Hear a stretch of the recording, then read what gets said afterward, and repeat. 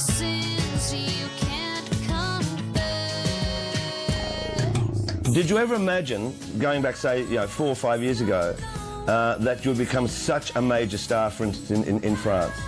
I first came to Paris in 1995 with Chains. Yeah.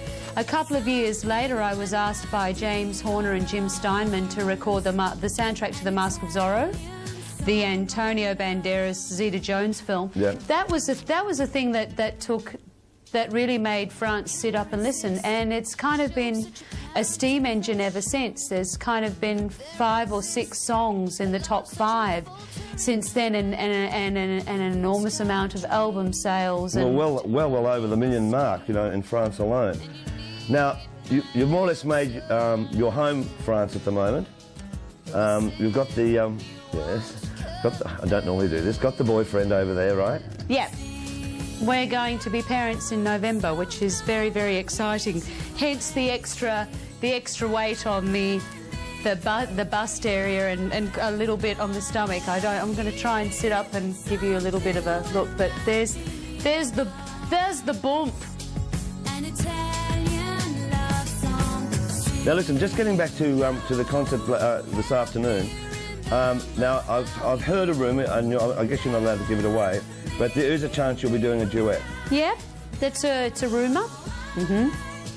So, I mean, how long have you had to rehearse all of this?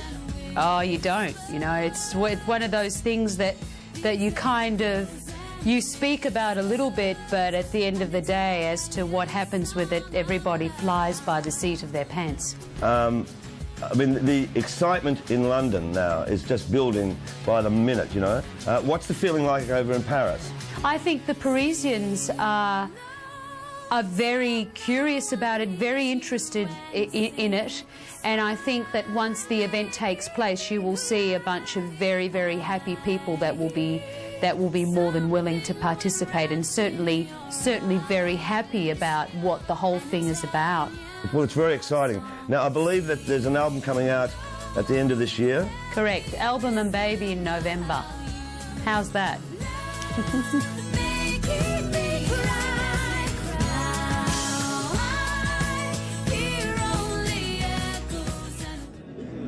I'm very excited, Tina Arena, about to perform in Paris, and later in our special we catch up with Keith Urban in Philadelphia, and it's great to see that Tina and of course Keith in Philadelphia and then Jet in Canada are representing Australia in this worldwide Live 8 extravaganza. They're hailing us the greatest show on earth. And when you look at these newspapers here today, I mean, every paper in London have got the front cover.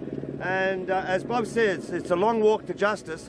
Well, it's incredible when you think that this has only been put together in 8 weeks. Now, put it into perspective that the Olympic Games takes 4 years to put together, and the BBC that are all here, there's people everywhere, media and God knows what, they say that the logistics of putting this together and beaming it out worldwide and putting the concerts together is equivalent to the Olympic Games. So this is only 8 weeks. So it's an amazing effort. And of course, there's one man that's the driver, who's the inspiration. His name is, I know him as Bob.